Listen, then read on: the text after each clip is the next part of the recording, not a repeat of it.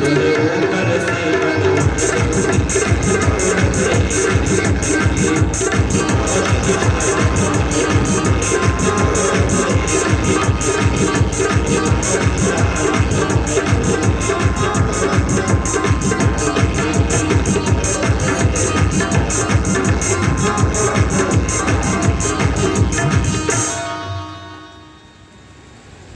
कन्हैया ग्वालिनों के साथ लीला कर रहे हैं। अब बार बार यशोदा मैया के पास शिकार लेकर के कहां तक जाए। एक दिन ग्वालिनों ने सोचा कि चलो शिकार करने जाने से अच्छा है कि अपने सामान की सुरक्षा स्वयं सावधान हो जाए। तो महाराज घर में सामग्री रखा है, घर से हटा करके अलग कर दिया। अब रात्रि में जब पहुंचे चोरी करने के लिए तो घर में एक मटकी नहीं, एक बूंद का ही कुछ नहीं मिला। वापस आ गए ग्वाल कहा कि कन्हैया आज तो बड़े चालाकों का कुछ भी नहीं रखा घर में। कन्हैया भी जाकर के देखे तो वास्तव में घर में एक मटकी नहीं। कन्हैया ने सोचा कि इतनी चालाकी हमारे साथ में। अच्छा, ग्वाल वालों से कहा चलो तुम लोग तो निकलो बाहर, अभी हम बताते हैं करना क्या है। अब महाराज एक ग्वालिन की छोरी छोटी सी 10-12 वर्ष की वो लेटी हुई थी। उसके माता पिता अलग लेटे, छोरी अकेले खटिया में लेटी हुई थी। कन्हैया ने सोचा कि मेरे साथ चालाकी करने वाले, अभी हम बताते हैं। उसके बड़े बड़े बाल, लेटी हुई खटिया में तो सर किनारे तो बाल उसके नीचे लटक रहे थे। कन्हैया ने जाकर के उस ग्वालिन के छोरी के बाल को खटिया के पटिया से बांध दिया। बांध करके और धीरे जब बांध दिया तो धीरे से उसके कान में गए। और कान में जाकर के कन्हैया ने आवाज लगाई, बड़ी जोर आवाज लगा करके हौवा। अब महाराज जैसे रात्रि को 12 बजे हौवा की आवाज सुनते ही छोटी सी छोकरी चीख उठी बड़ी जोर से, हाय भगवान हौवा आ गया। अब उसने सोचा कि उठ करके भाग के अपने माँ बाप के पास जाए। अब बेचारे उठने का प्रयास करे तो खटिया सही नहीं उठे वो। अब तो और जोर जोर से चिल्ला के हाय माँ बचाओ, हौवा ने पकड़ लिया। हाय माँ बचाओ, हौवा आ गया, हौवा ने पकड़ लिया। अब उसके माँ बाप परेशान कि भगवान 12 बजे रात्रि का हौवा कहाँ से आया। दौड़ करके गए, देखा तो छोकरी तो आंख बंद करके बड़ी जोर जोर से चिल्ला रही। कन्हैया वहां से रफो चक्कर हो गए, भाग गए, मिले कहाँ वो। लेकिन देखा क्या कि खटिया की पटिया से चुटिया बंधी हुई है। खोल करके उसको अलग किया, कांपती हुई छोकरी को हृदय से लगाया, कहा कि बेटा कोई हौवा नहीं है, यशोदा का छोकरा था, यशोदा का हौवा आया था तुमको डरवाने के लिए। फिर लेकर के शिकायत कहा कि ऐसे काम करता है तेरा लाला, ऐसा काम करता है तेरा लाला। यशोदा ने कहा कि बहन बार बार शिकायत देकर के क्यों आती, चाहती क्या हो तुम। कहा कि यशोदा मैया हम यही चाहते हैं कि ये आए हमारे घर में ईमानदारी से खाए, लेकिन चोरी चमारी न करे। इसको देखे बिना हमसे भी तो नहीं रहा जाता। कन्हैया ने कहा कि हम ऐसे तो आने वाले रहे, ऐसे हम नहीं आएंगे, चोरी करने आएंगे लेकिन ऐसे हम नहीं आएंगे। भगवान ने बाल लीला बड़े सुंदर ढंग से किया। एक दिन सोचा कि ब्रज की दूध मक्खन मिश्री तो हमने खूब खाई, लेकिन कभी हमने ब्रज के रज को नहीं चखा है, ब्रज की माटी को नहीं चखा है। इस भाव से एक दिन भगवान ने एक छोटा सा माटी का ढेला उठा करके मुख में डाल लिया। जैसे भगवान ने मुख में डाला माटी, वैसे बड़े भैया बलदाव जी ने देख लिया। जब देखा जाकर के तुरंत अपनी माँ से शिकायत कर दिया। क्या शिकायत किया? अरे मैया देखो देखो का क्या तेरे लाला ने आज माटी खाई है। बुलाया कि लाला कन्हैया आओ जल्दी। गए तो पूछा तूने माटी खाई है? कन्हैया ने मुंह में माटी भरे हैं ना, मुंह खोल नहीं सकते हैं। तो कहता लेकिन बलराम जी कहते भैया क्या कह रहे हैं? बलराम जी कह रहे हैं अरे तेरे लाला ने हे मैया वो तेरे कान्हा ने माटी खाए, यशोदा सुन माए, तेरे लाला ने माटी खाए, यशोदा सुन माए, तेरे लाला ने माटी खाए, यशोदा सुन माए, तेरे कान्हा ने माटी खाए, यशोदा सुन माए, तेरे कान्हा ने माटी खाए, यशोदा सुन माए। देखो तेरे लाला ने माटी खाई है। अब लेकर के लाठी यशोदा मैया कन्हैया के सामने खड़ी है। कहा कि क्या कमी है तुम्हारे घर में जो तुमने आज माटी खाई? अरे सखाओं के साथ में, बाल वालों के साथ में तुम खेल खेल रहे थे, मैंने ध्यान नहीं दिया तो तुमने ऐसा काम किया। अद्भुत खेल सखन संग खेलो, अद्भुत खेल सखन संग खेलो, अद्भुत खेल सखन संग खेलो, अद्भुत खेल सखन संग खेलो, इतनो सोरमा की को ठेलो, इतनो सोरमा की को ठेलो, तुरंत श्याम ने मुख में भेजो, तुरंत श्याम ने मुख में भेजो, याने कटक कटक गटकाए, यशोदा सुन माए, याने कटक कटक गटकाए, यशोदा सुन माए, तेरे लाला ने माटी खाए, यशोदा सुन माए, लाला ने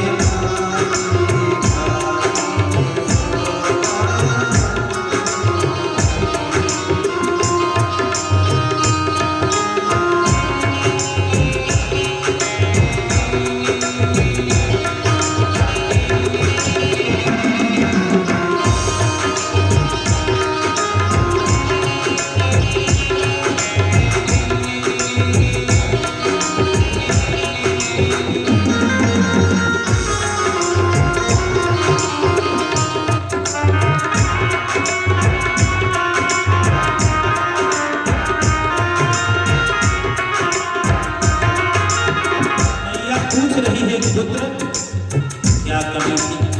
अरे दूध दही मक्खन के लिए मैं रोज तुमसे कहती तो खाता नहीं है, मना कर देता, लेकिन बेटा तुमने माटी क्यों खाई? लेकर के लाठी डंडा कांटी हाथ में लिए डरवा रही है भगवान को। माँ खड़ी होकर के सामने, दूध दही को कबहू न खाते, दूध दही को कबहू न खाते, दूध दही को कबहू न खाते, दूध दही को कबहू न खाते, क्यों लाला तूने खाई माटी, क्यों लाला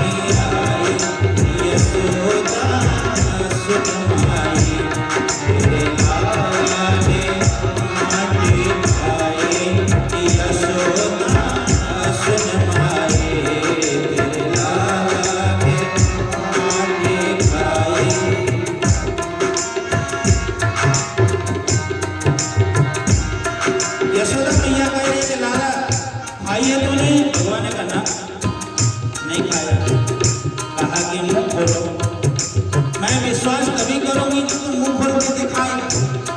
अब भगवान ने सोचा कि हे भगवान, अगर मुंह खोल दिया तो पकड़ा जाऊंगा, तब तो सारा भेद ही खुल जाएगा मेरा। माटी तो खाई है और मुख में माटी है भी, अगर मैंने मुंह खोल दिया तो माँ जान जाएगी, फिर क्या होगा। जाके डर अति काल डराई, जो सुर असुर चराचर खाई। भगवान जिनके डर से काल भी डरता है, वे परमात्मा आज माँ के हाथ में लाठी देख करके भयभीत हो रहे हैं, डर रहे हैं। धन्य है परमात्मा जिन्होंने ऐसी माधुर्य लीला किया है कि रोम रोम प्रति लागे कोटि कोटि ब्रह्मांड।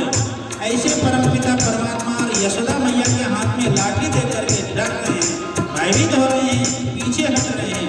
भगवान ने सोचा पकड़ा जाऊं, अब करूं तो करूं क्या। भगवान ने सोचा ऐसे काम चलने वाला नहीं है। अपनी योग माया का भगवान ने स्मरण किया, कहा कि आओ जल्दी, क्या करना है। कहा कि आकर के मेरे मुख में बैठ जाओ। योग माया आ गई। माता ने कहा मुख खोलो जल्दी, देखा हो कि तुमने माटी नहीं खाई है। भगवान ने कहा लो माँ मुख खोल देता हूँ। मोहन को मुखड़ा खुलवायो, मोहन को मुखड़ा खुलवायो, मोहन को मुखड़ा खुलवायो, मोहन को मुखड़ा खुलवायो। अब मुख जैसे भगवान ने खोला तो उसने दिखा क्या। कौशल्या माता यशोदा देख करके आंखें नहीं गिरी, आंखें को साफ कर रही है। जैसे खोला भगवान ने मुख, उसमें महाराज अचंभा दिखा। क्या दिखा।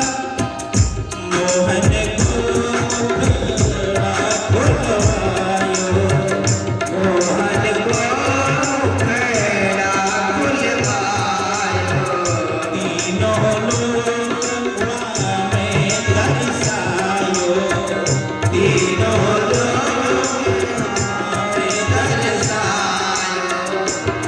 विश्वास तब विश्वास क्या विश्वास आया। अब यशोदा सोचने लगी कि हे भगवान ये क्या हुआ।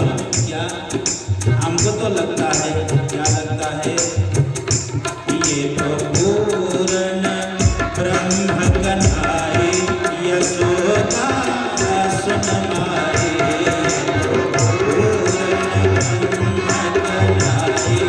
यशोदा सुन माटी खाए, यशोदा सुन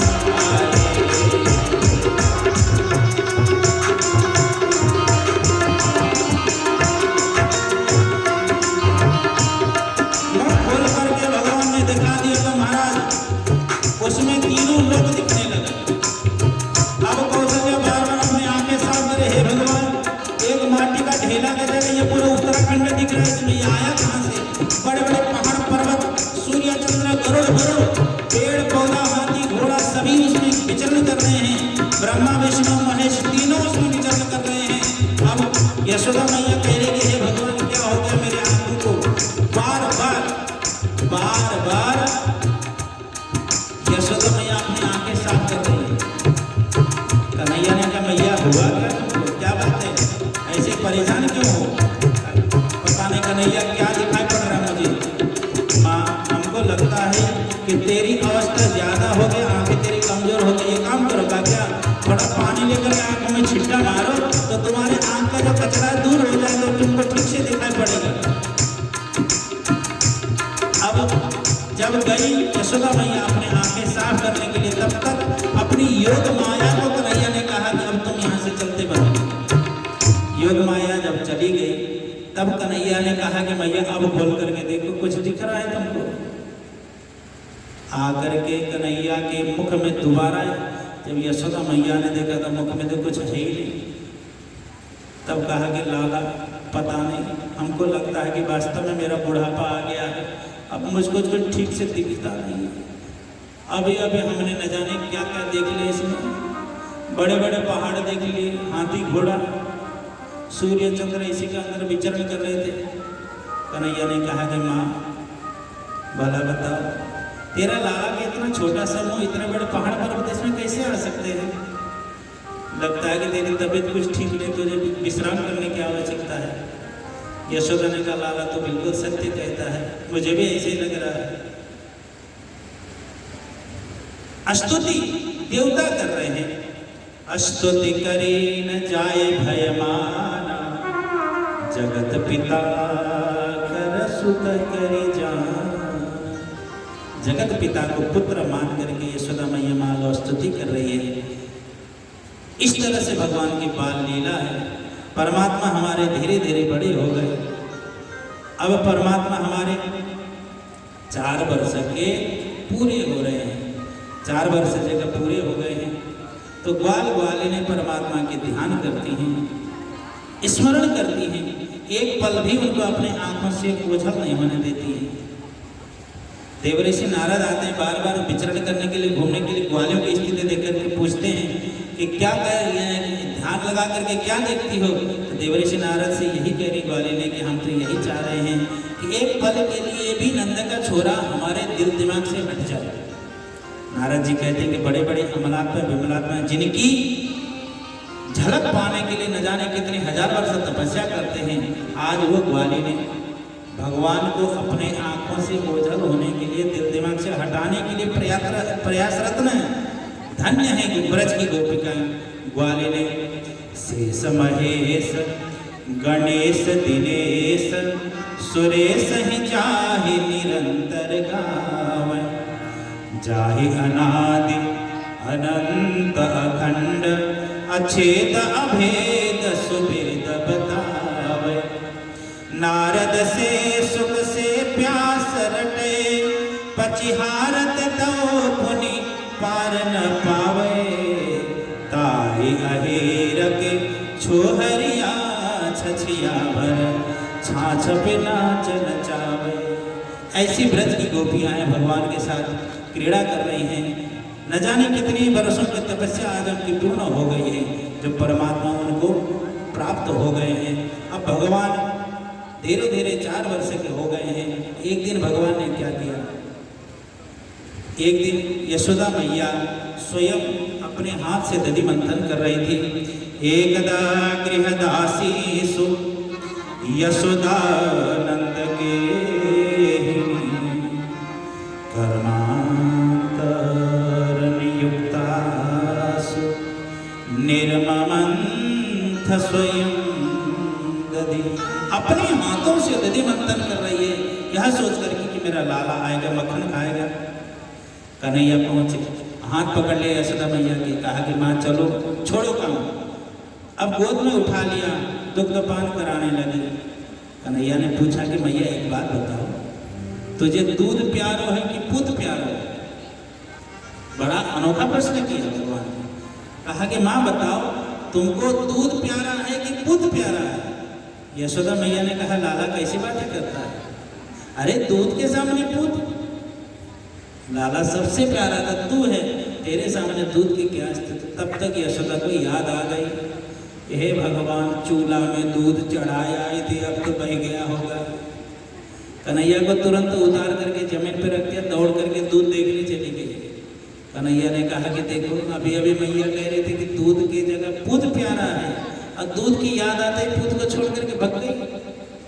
क्रोध आया, कन्हैया ने उठाई लाठी और जितने मटके पुराने अजिया साज ददिया साज के जमाने के रखे हुए थे, काले काले चिकने चिकने मिट्टी के, सब उठाई डंडा और फोड़ करके सबको बराबर कर दिया।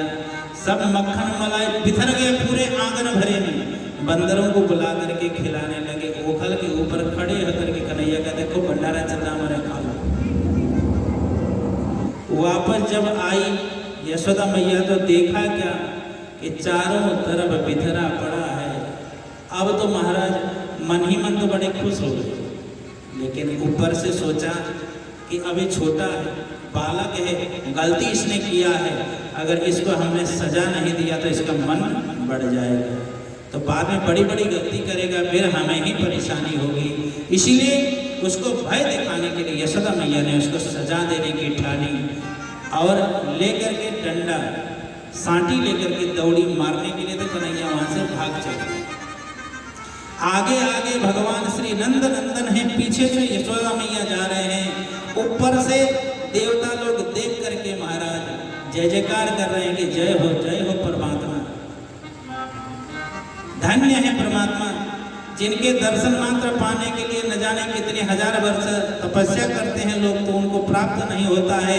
आज वे भगवान यशोदा मैया के भय से भाग रहे हैं, आगे आगे पीछे डंडा लेकर के यशोदा मैया उनको दौड़ा रही है। बुढ़ापा का शरीर हाँफने लगी, थोड़ी दूर दौड़ाए तो उनके सांस फूलने लगी। अब बैठ गए, बैठ करके कहती है कि लाला अब भागो नहीं, मैं थक गई हूँ।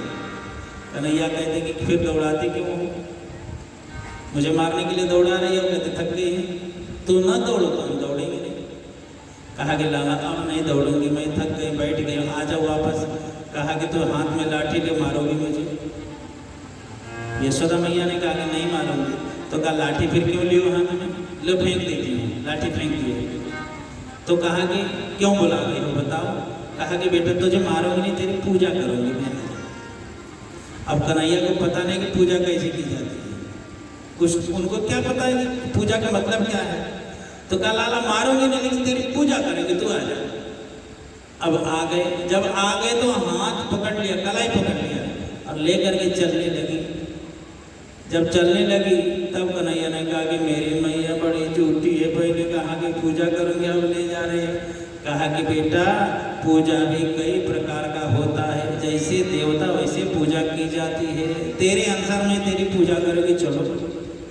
अब लेकर के आ गए, सोचा कि अब रोने लगे कन्हैया तो दया भी आ गई, छोड़ दो। लेकिन सोचा कि अगर ये वहीं छोड़ दिया तो इसका मन फिर बढ़ जाएगा, कुछ तो सजा देना पड़ेगा।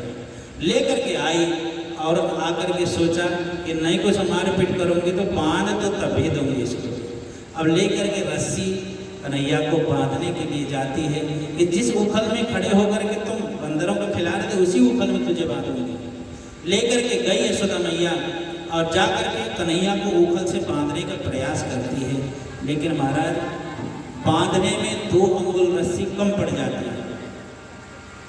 अब यशोदा मैया रस्सी फिर जोड़ती है, फिर 2 अंगुल कम पड़ गई।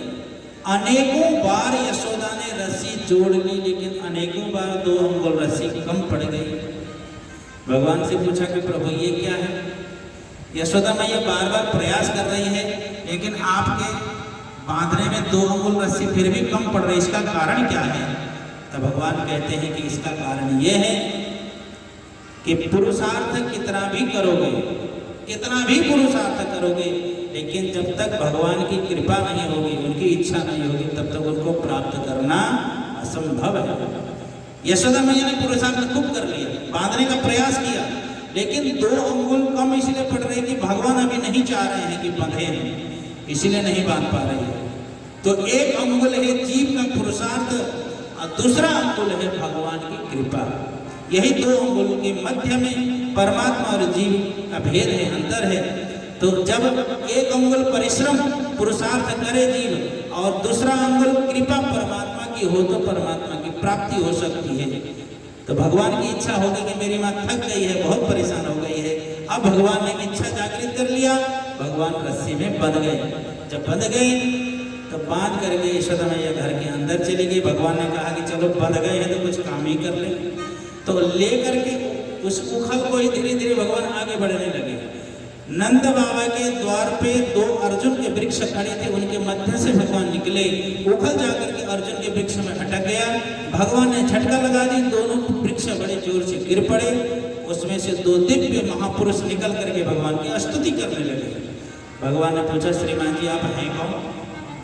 अभी अभी पेड़ थे, इतने सुंदर चतुर्भुज रूप में आकर के मेरी स्तुति कर रहे हैं, आप हैं कौन? तब उन्होंने कहा कि महाराज हम कुबेर के पुत्र हैं, नलकुबर और मणिग्रीव हमारा नाम है।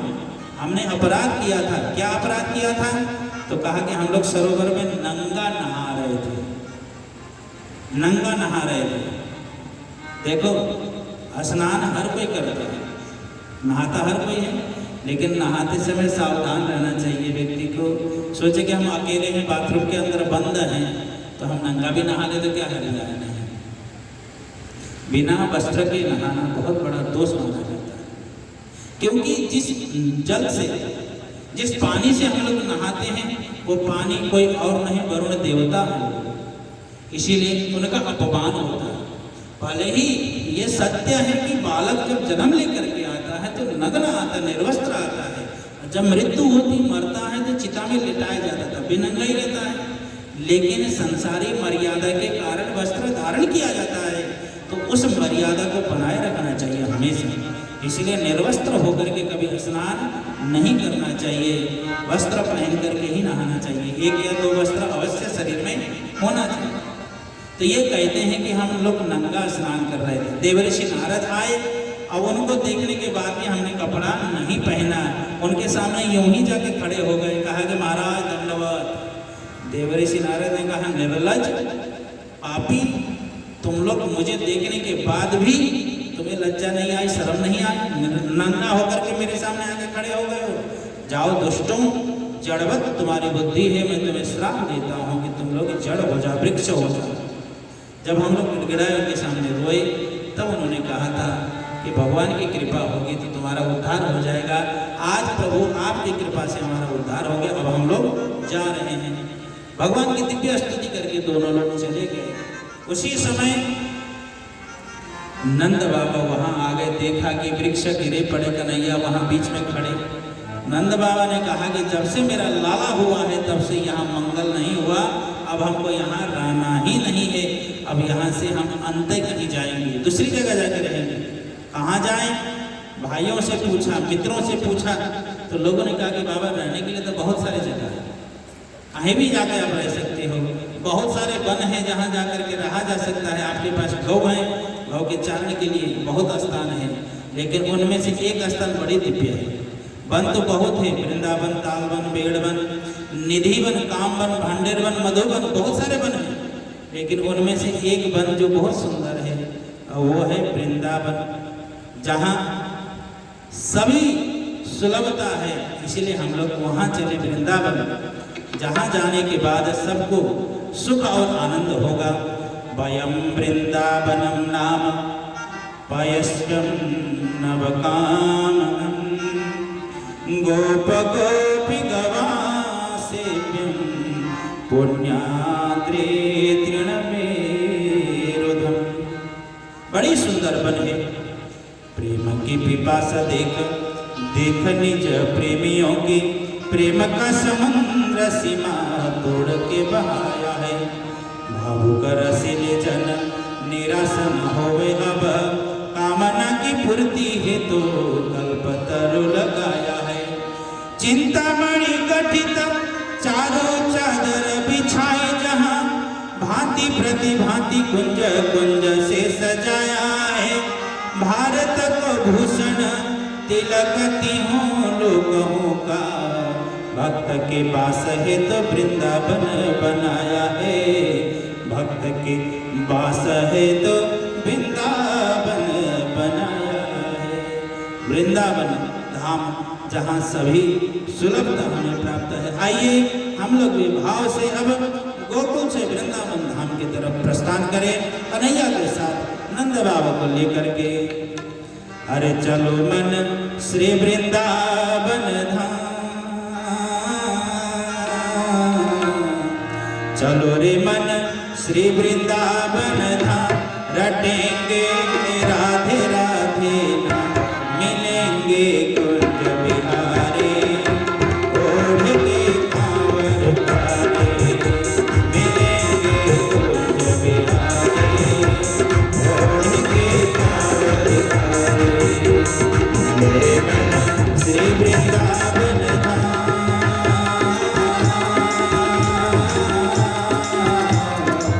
श्री वृंदावन धाम, रटेंगे राधे राधे नाम, मिलेंगे कुंज बिहारी, ओढ़ के कांवर कारे, मिलेंगे कुंज बिहारी।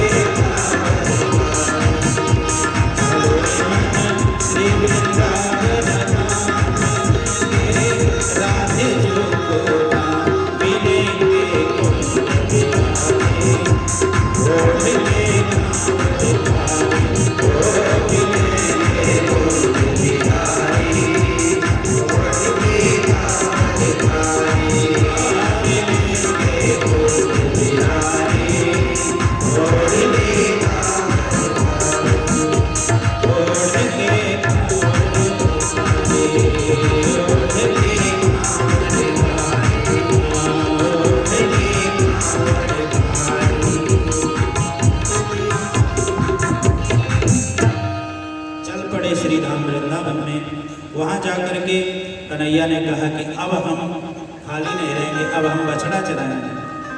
छोटे छोटे बछड़ों के साथ में ग्वाल वालों को लेकर के बछड़ा चराने के लिए कन्हैया जाते हैं। मार्ग में बछड़ा के साथ में एक बच्छासुर नाम का राक्षस बछड़ा बन के आया, उसको भगवान ने मारा। एक दिन बछड़ा चराने में नदी किनारे बकासुर नाम का राक्षस बगुला बन के आया, उसको भगवान ने मारा। अघासुर नाम का राक्षस अजगर बन के आया, उसको भी भगवान ने मार डाला। अघासुर को मारने के बाद भगवान बैठे हैं भोजन करने के लिए। ग्वाल वालों से कहते हैं भगवान कि हम देखो सरदार हैं, हम लेकर के नहीं आएंगे, तुम लोग लेके आओ, हमको खिलाओ सब लोग। तो साथ में परमात्मा के ग्वाल वाल जितने हैं,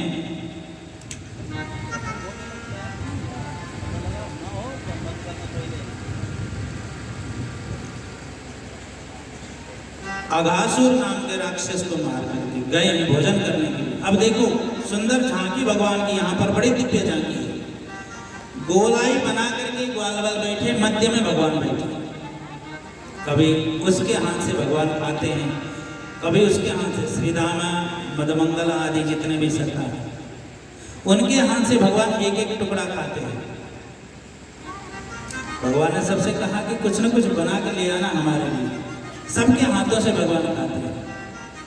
श्रीदामा इनका सबसे गरीब मित्र है, उसके घर में कुछ नहीं। श्रीदामा ने कहा अपने माँ से कि कुछ तो हमें दे दो बना करके, जो कन्हैया के लिए हम लेके खिलाएं उनको। तो मैया ने कहा कि बेटा क्या लेके जाओगे, कुछ तो है नहीं घर में, कहा कुछ तो दो।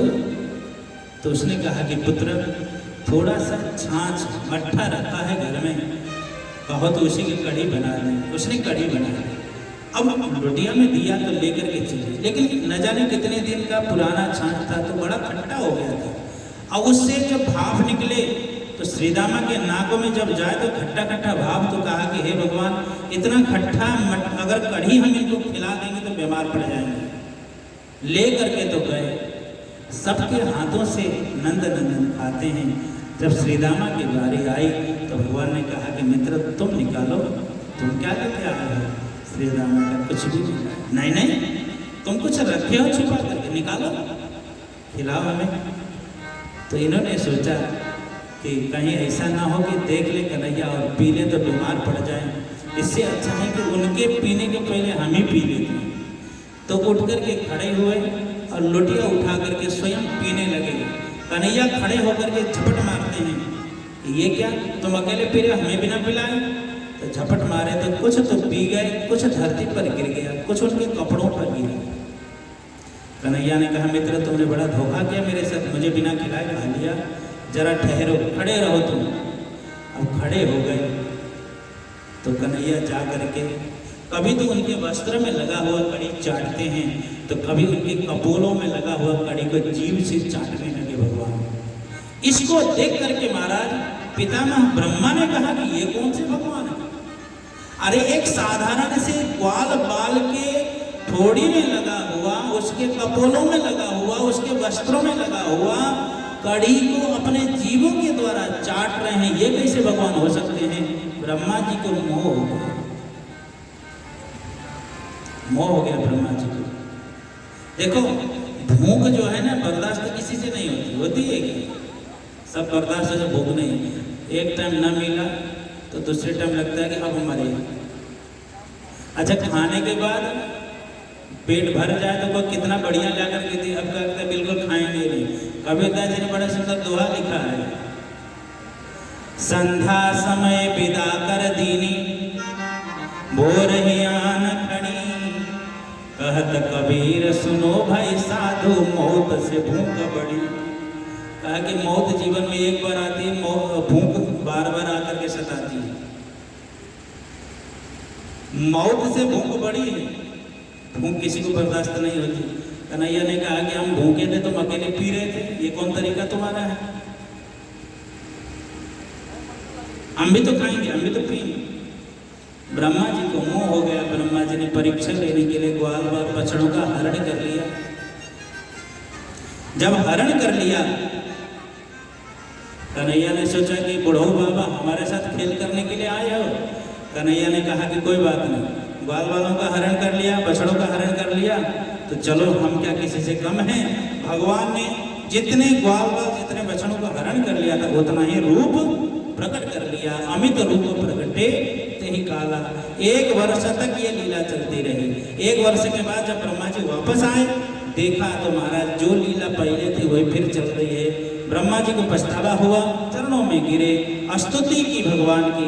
भगवान ने कहा कि ब्रह्मा जी आपने अपराध किया, क्षमा हम कर नहीं सकते। हमारे ग्वाल बालों को बछड़ों को हमसे अलग किया, दूर किया है। इसीलिए ब्रह्मा जी हाथ जोड़ करके परमात्मा से कहते कि हे प्रभु, हमारे द्वारा दोष तो हुआ है, लेकिन हमें क्षमा नहीं करोगे? हमारे अवगुण को आप मत देखो। यदि नाथ देखोगे अवगुण हमारे, हे प्रभु अगर देखोगे हमारे अंदर के अवगुण, तो हम कैसे भव से लगेंगे किनारे। हम कैसे भव से पार जा सकते हैं? इसलिए हमारे अवगुण को अब मत देखो, हमें अपना शरण में ले लो। भगवान ने मुड़ करके ब्रह्मा जी की तरफ देखा ही नहीं। ब्रह्मा जी स्तुति करते रहे। यदि नाथ देखोगे अवगुण हमारे, यदि नाथ देखोगे अवगुण हमारे, तो हम कैसे भव से लगेंगे किनारे। यदि नाथ देखोगे अवगुण हमारे, तो हम कैसे भव से लगेंगे किनारे। यदि नाथ देखोगे अवगुण हमारे, तो हम कैसे भव से लगेंगे किनारे।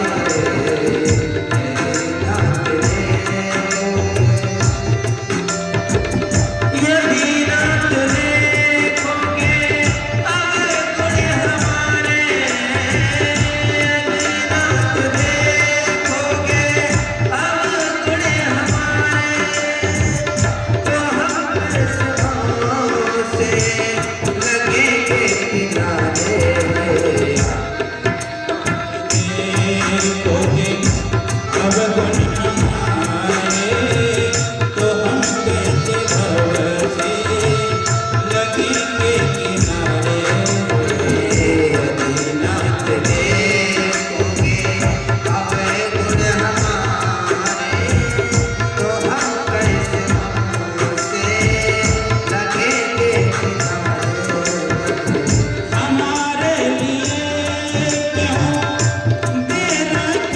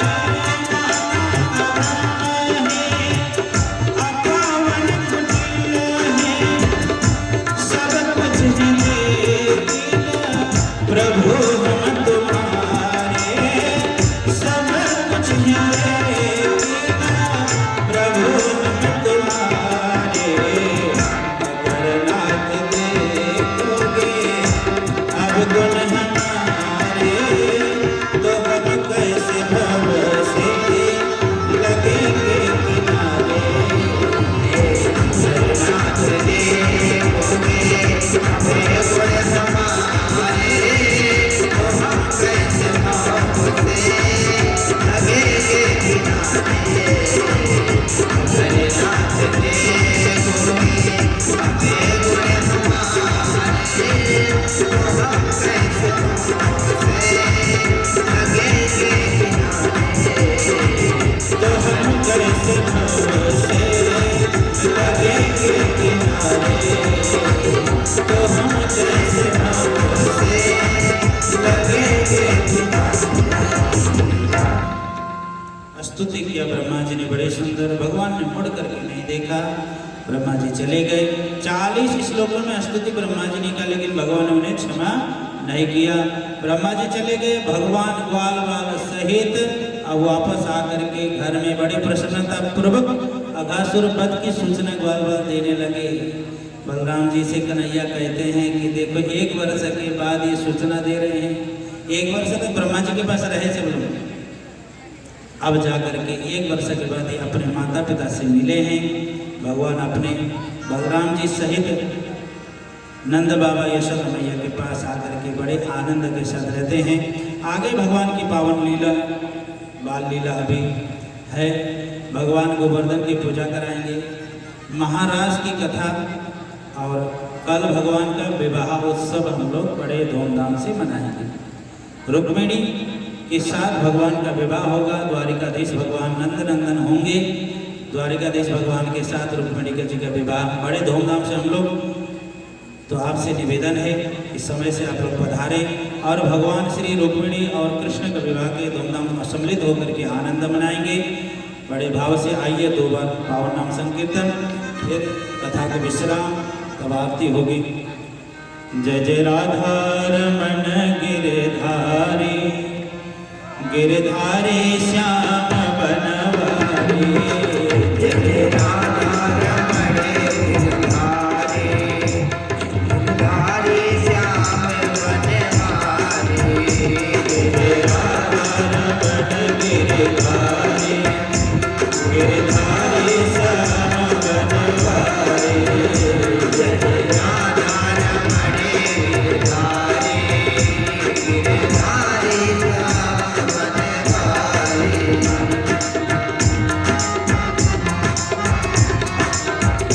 जय जय राधा रमण गिरधारी, जय जय राधा रमण गिरधारी, जय जय राधा रमण